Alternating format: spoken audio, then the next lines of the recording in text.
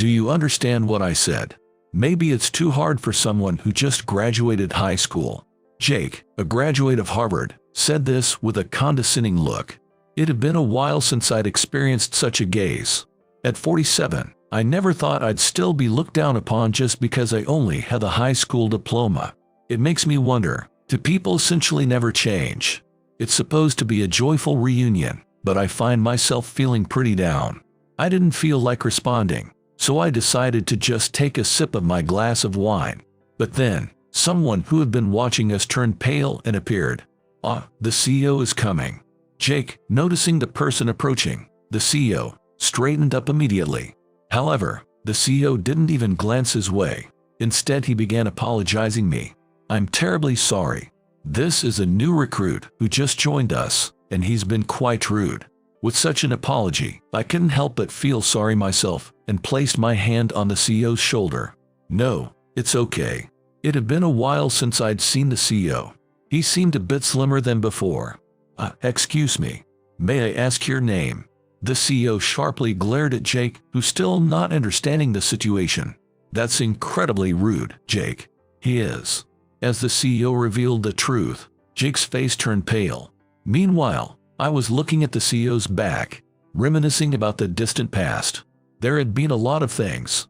With him, and with her. "My name is Michael Brown.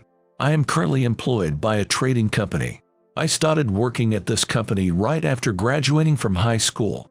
During high school, I applied for an exchange student program and studied abroad. This opportunity exposed me to a whole new set of perspectives and opened the door to a global worldview. I honed my Japanese skills while studying in Tokyo, and continued to practice on my own after returning home to maintain proficiency in the language. My fascination with the Japanese language stemmed from my love for Japanese anime. Believed it would deepen my understanding of the nuances in anime stories. In Japanese culture, people tend to avoid direct expression of their true thoughts. Instead, they often prefer to imply or use formalities. This understanding enabled me to read between the lines and grasp the dynamics of conversations. As someone who has struggled with communication, my fascination with anime has become a valuable tool for initiating friendships. In middle and high school, I didn't make many close friends. Unable to talk honestly with others and being a bit out of sync, I struggled to build deep friendships. Rather than worrying about friendships in college, I wanted to start working early and utilize my Japanese skills. After all, I don't need friends to work. With that in mind, I looked for a company that would hire someone with just a high school diploma, and I found the ideal company. A trading firm that imports fresh seafood and products from overseas and wholesales them to domestic market. That's my current company. The interviewers seemed somewhat irritated due to my status as a high school graduate. Feeling extremely nervous, I decided to just go for it and used my best tool for expressing myself honestly, eventually speaking too much about my fascination for Japanese anime and culture. Apparently, that worked in my favor. I caught the CEO's attention, who was present in the interview, and I got the job. My heart was racing afterwards, but I felt like I was finally recognized for who I am, and I resolved to work hard at this company. However, I still had much to learn about the corporate culture. I didn't realize how weak a position being a high school graduate put me in. In our company, which values meritocracy, there wasn't a big difference in salary between college graduates and high school graduates. However, it seems there are many people in the world with strong prejudices. A certain number of colleagues looked down on me simply because I was a high school graduate. What is a high school grad like him, our colleague? Did the CEO hire him just for fun? Listen, Michael, just don't cause any trouble. Some even said this to my face. Even as a working adult, it seems I can't escape the complexities of interpersonal relationships. I felt almost despairing. But the one difference from school was that my work achievements were recognized, and I felt the satisfaction of being useful to others. Studying is something you do for yourself, but work is different. There are clients and customers. Despite my difficulties in communication, as long as I possess a certain level of job skills, they treat me as an equal. I took this as encouragement and devoted myself to my work. As a procurement officer, I mainly communicated with overseas companies, which made things easier for me. working tirelessly for several years. I turned 25. Finally, younger colleagues started to join, and as I began to gain experience as a professional, I had a fateful encounter. It was with Mary Johnson. She was 2 years older than me. Mary, the daughter of the CEO, joined as a mid-career hire and started rotating through various departments. Amidst all this, she joined the procurement department, where I belong. Mary Johnson, with her impression of a dignified flower, was stunningly beautiful, capable of captivating and drawing the attention of people around her, even without her title as the CEO's daughter. Yet, her personality was vibrant and energetic, with both courage and physical strength. I was truly impressed that such a beautiful and straightforward woman existed. She mentioned that she had been working at another company to gain exposure to society beyond the umbrella of the CEO. Her decision to join her father's company clearly suggests that she was on track for a possible executive position, perhaps on the board or even as the next CEO. She was a high achiever, out of my league. As different as chalk and cheese, I thought. All I could do was admire her from afar. However, being a young woman, there were not a few who resented her presence. I can't stand being bossed around by some young girl. This is just another case of nepotism. So much for meritocracy. Despite these dissenting voices, it was clear to anyone who saw her work ethic that she was different. Perhaps the resistance was partly due to the fact that women's advancement in the workplace wasn't as accepted as it is now. I hoped these negative comments wouldn't reach her, but one day I saw her in a corner of the break room, tears in her eyes. "What's wrong?" "Oh, Michael." I couldn't help but speak up. She quickly wiped away her tears. The faint clear streaks on her face told of her sadness and frustration. "I'm embarrassed you saw me like this. Did those guys say something to you again?" I hate it, you know, old-fashioned men." "Michael, you shouldn't become like them." Perhaps she felt she couldn't show weakness to someone younger like me, trying to act tough. Her usually bright demeanor made her seem all the more fragile, and I struggled to find words of encouragement. "Miss Johnson, you're my role model. Please don't give up." "A role model, me? Just a young girl." "Please don't say just a young girl." I firmly denied her self-deprecating words, likely echoed from some thoughtless colleagues. "You don't deserve to be so hurt." That's what I wanted to convey. "I know you care about the future of this company more than anyone and work hard for it. I know that you stay late to help other employees and strive to enhance your skills and knowledge where you're lacking. I also know that you're thinking about future business plans for this company." How do you know about that?" Her surprised face was so cute, I couldn't help but smile. "I saw some documents on your desk when I passed by. You should tidy up your desk, Miss Johnson." "Oh no, you saw that." She blushed unusually, speaking in a soft voice. "I'm saucy, right? Just because I'm the CEO's daughter, daring to dream up business plans. But it's always been my dream to make my father's company even bigger." The reason she seemed so endearingly cute, despite being older, was probably because she talked about her dreams like a young girl. Before I knew it, I found myself saying, "Me too. Me too. Even though I'm just a high school graduate, I want to make the CEO's company better, bigger."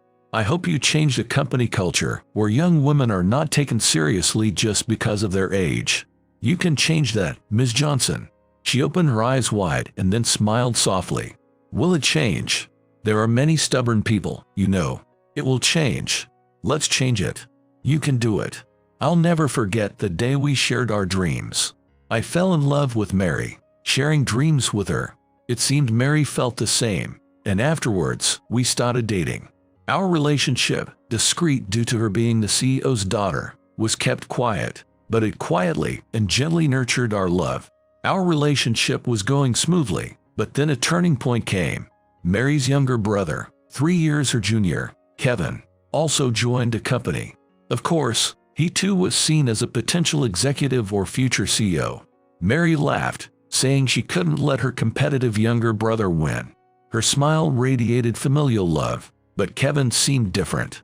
He clearly harbored a competitive spirit against Mary, almost declaring himself as the rightful next CEO with his behavior within the company. Gradually, the company divided into those who supported Mary and those who believed Kevin was the rightful future CEO. Mary was somewhat bewildered by this division, but Kevin clearly intended to use those who supported him to elevate his position. He started creating factions, trying to isolate Mary from her allies. However, Mary, like a willow in the wind, let these developments pass over her and continued to work at her own pace. And then, 3 years passed. "Michael, I'm thinking of introducing you to my father," Mary suddenly said. Of course, since we were dating with the intention of marriage, I knew we had to reveal our relationship at some point. But it seemed like the timing might be bad now. "What would Kevin say if you introduce me now?" "Oh, I won't let Kevin oppose us.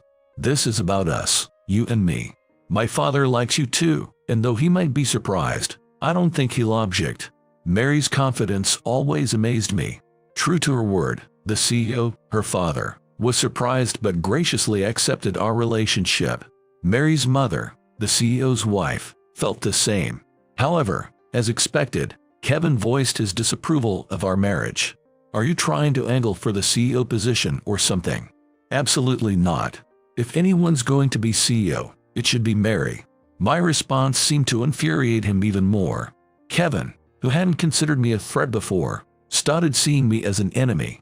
He used his faction to harass me, but these annoyances were trivial compared to the immense pain that was to come.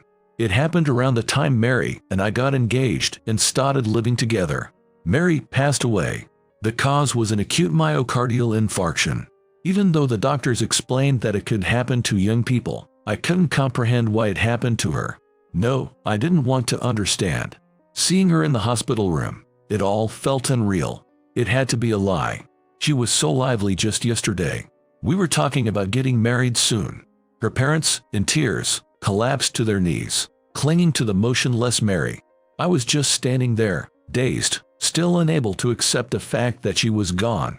The one who glared at me with red eyes, standing behind her grieving parents, was Kevin. "You were living with her, weren't you? How could this have happened?" That was what I wanted to know more than anyone.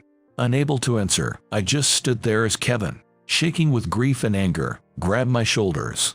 "You, Grim Reaper, give my sister back. Give her back." Despite our opposing positions at the company, the bond between siblings was evident. Kevin's face was twisted with sorrow. I must have looked just as pitiful.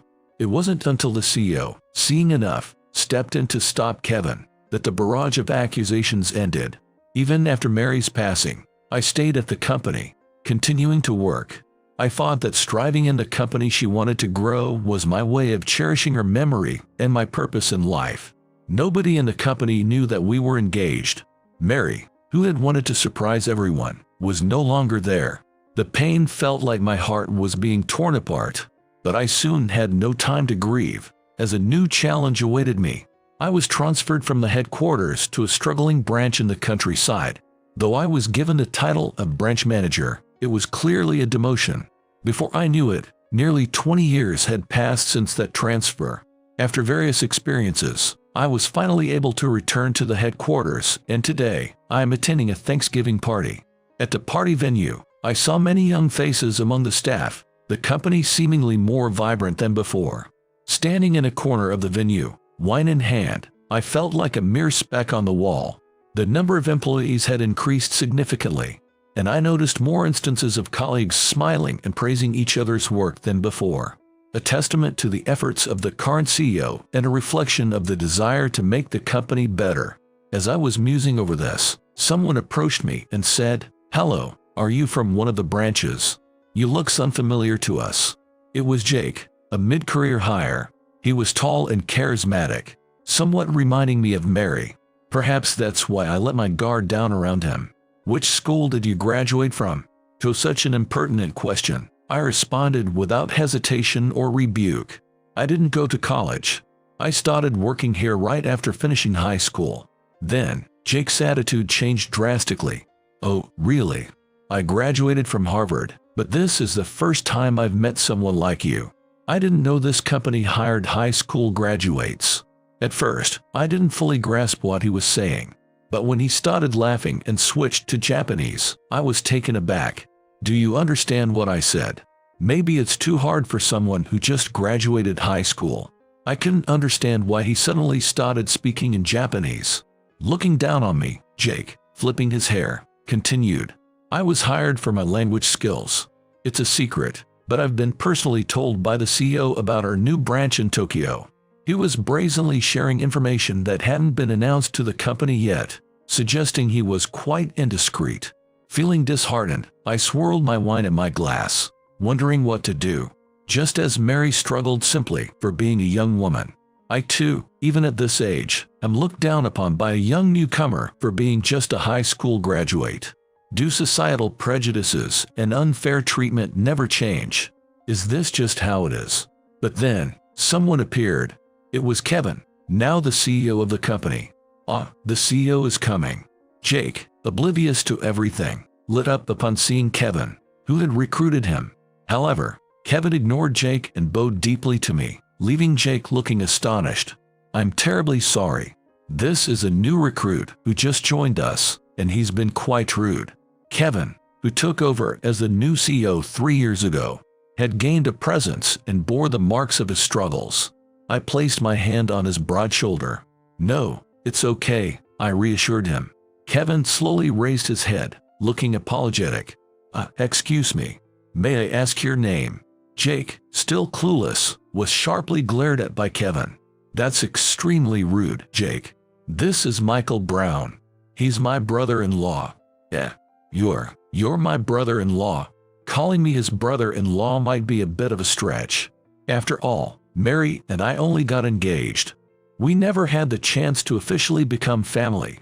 However, Kevin, perhaps to assert his authority, cleared his throat loudly and delivered a final statement to Jake. Furthermore, Mr. Brown will be the head of the Tokyo branch. In other words, he's your boss. What?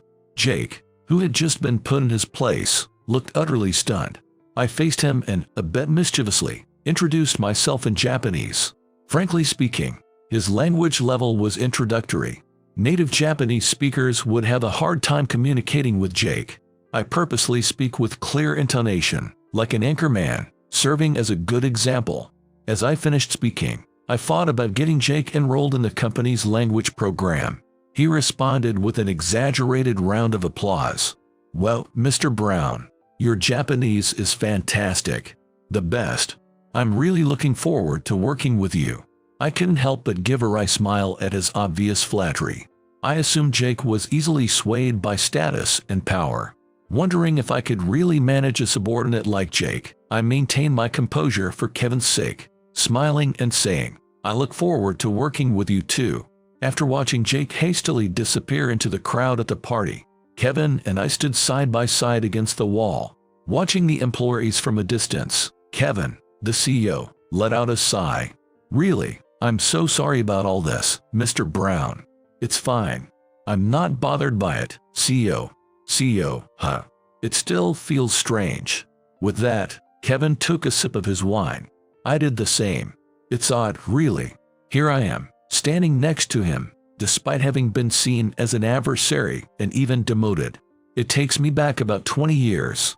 I recall the time when I was demoted to a regional branch. Having lost Mary and been sent away to the branch, I was shocked at its state. The quality of the staff was poor, and the operations that should have been functioning smoothly at the headquarters were not being carried out properly.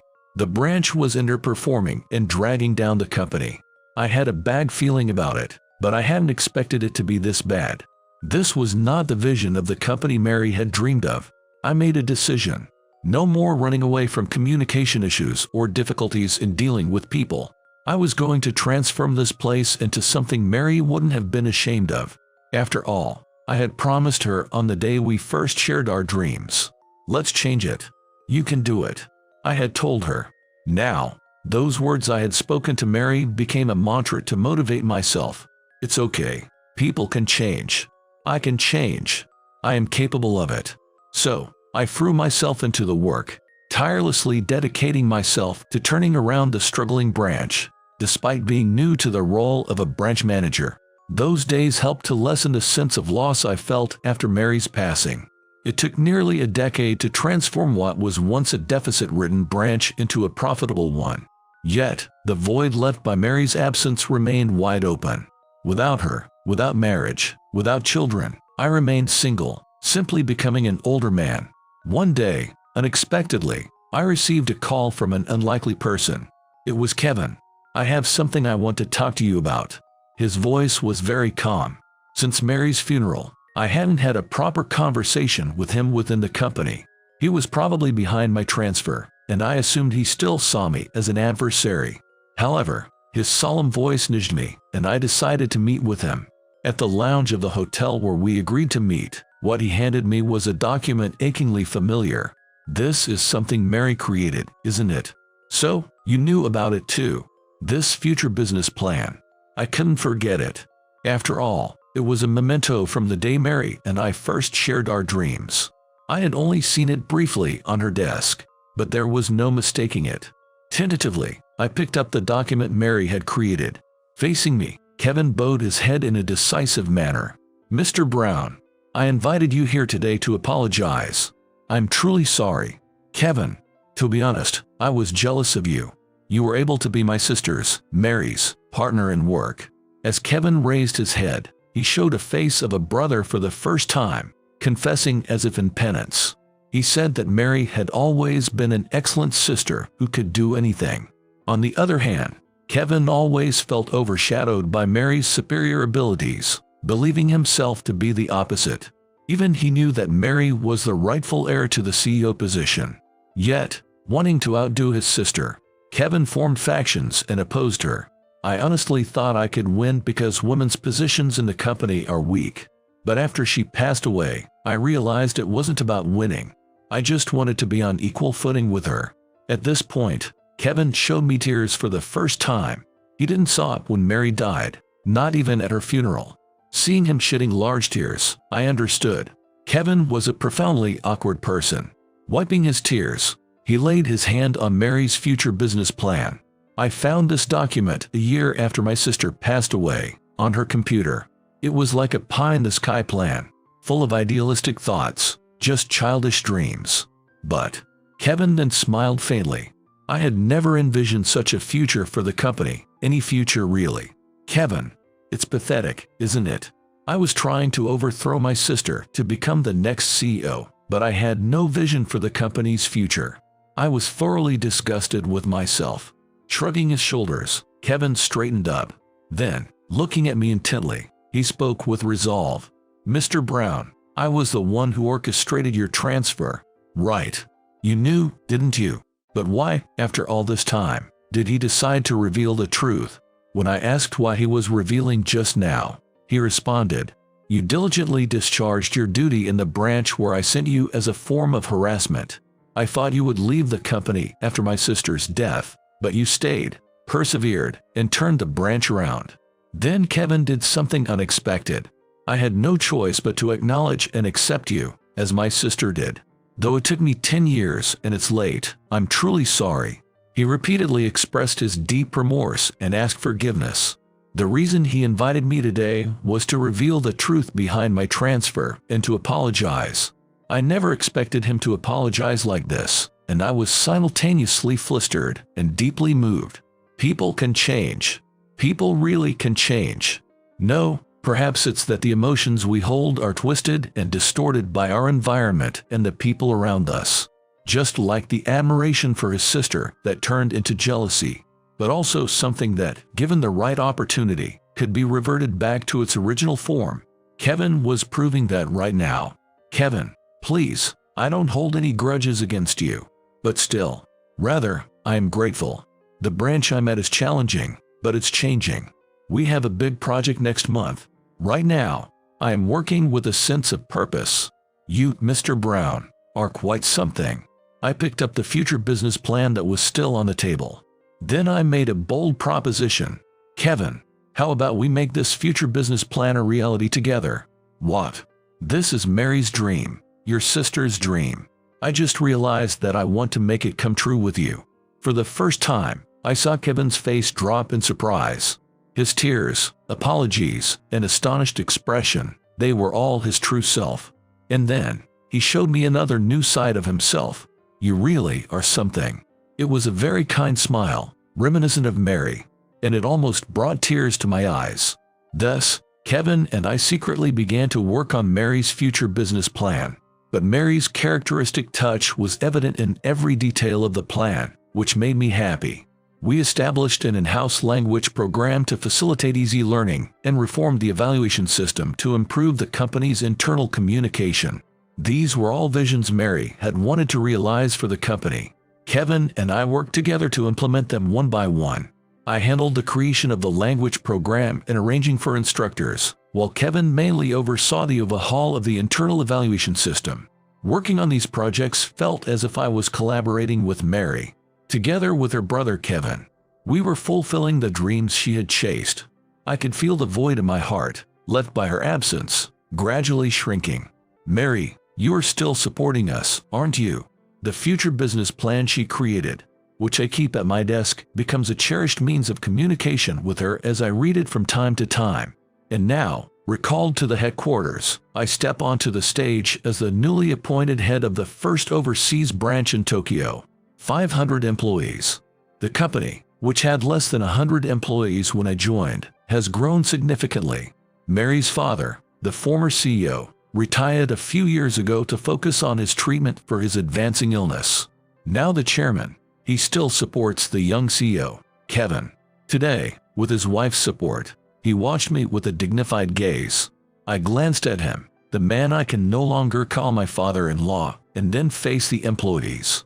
I have been appointed as the head of the Tokyo branch and have now joined the headquarters. My name is Michael Brown. Speaking in front of such a large crowd still makes me nervous, even at this age. It reminds me of the job interview I had when I joined a company as a high school graduate. Back then, I used my language skills and love for Japanese culture as an escape during my interview. But now, there's no more running away. The nearly 20 years I spent at the struggling branch have honed my perspective and courage. Speaking clearly and delivering my message in my own words, I felt confident about my formal address. Yes, people can change. And it seems, without realizing it, I had changed too. After finishing my speech and stepping down from the stage, I caught the eye of the former CEO. His face, different from before my speech, held a gentle expression, giving me a sense of relief. At the bottom of the stage, Jake greeted me with an especially loud applause, making me smile a bit. As the Thanksgiving party was winding down, Kevin called me aside. We found ourselves standing shoulder to shoulder in a corner of the venue again. Thank you for today, Mr. Brown. Thank you as well, Mr. CEO. The party's over, dropped the CEO. All right, thank you, Kevin. He smiled, seemingly pleased with my response. Then he handed me a large brown envelope. I accepted it, somewhat surprised. What's this? Just take a look. Kevin, now speaking more casually, seemed to have shed his CEO demeanor. Curious, I pulled out the contents of the envelope and was surprised. It was a marriage certificate format with examples, and already filled out except for the husband section. Wife was already completed with the name Mary Johnson. I was at a loss for words. It was unmistakably Mary's handwriting. I found it with the future business plan in my sister's room. It looks like it was an X in a wedding magazine. She must have filled it out secretly. Looking forward to marrying you. I fully unfolded the paper. The format was adorned with floral illustrations, adding charm to it because it was a magazine annex. All I could do was imagine how happy Mary, who had always actively fulfilled her responsibilities at the office, filled out the format. It just broke my heart. My vision blurred with tears. I had no intention of showing this to you until now because you have a future ahead, and you might get married. But you're at a good age now, and you'll probably stay single, right? Kevin said this with a hint of his old self. In the officiant section, their handwritten names, those of the former CEO and Kevin, were found. He had accepted me as a brother-in-law, as Mary's husband. Thank you so much. I couldn't hold back any longer. In front of Kevin, I expressed my gratitude repeatedly as large tears continued to wet the ground. The huge void that had been left in my heart since Mary's passing, the unfulfilled feeling that had tormented me for 20 years, was finally being filled by the most beloved person, Mary. And so, the marriage certificate, which could never be officially submitted, was carefully stored in my desk alongside Mary's future business plan. That desk is now across the sea, in Tokyo. Branch manager, I finally secured an appointment. I'm off to the presentation now. Well done, Jake, as expected of you. Yes, sir. Our Tokyo branch, with less than 10 members, is a small but elite team, currently striving to get off the ground. Jake, who once boasted about his Harvard education and seemed insufferable, has come to realize that his academic background doesn't hold much weight overseas. Now, he no longer flaunts his credentials and is diligently putting in the effort every day. He was handpicked by Kevin, after all. If he can shed his misplaced pride and prejudice, he has the potential to be a valuable asset. Just make sure you don't let Jake get too carried away. Branch manager, I'm occasionally warned by other employees, indicating that Jake hasn't changed entirely yet. Haha, understood. The branch is just starting out. There will undoubtedly be many challenges ahead. But I know this. People can change. Growth is possible at any age if one sets their mind to it. Isn't it right? Mary. The blue sky visible from the small office window stretches all the way back to the States, and probably even to heaven. Maybe Mary is still watching from there, concerned as ever. Until the day I join her, I want to live in a way that I wouldn't be ashamed to tell her about. So today, like every day, I'll stand tall and proud, continuing to change and grow.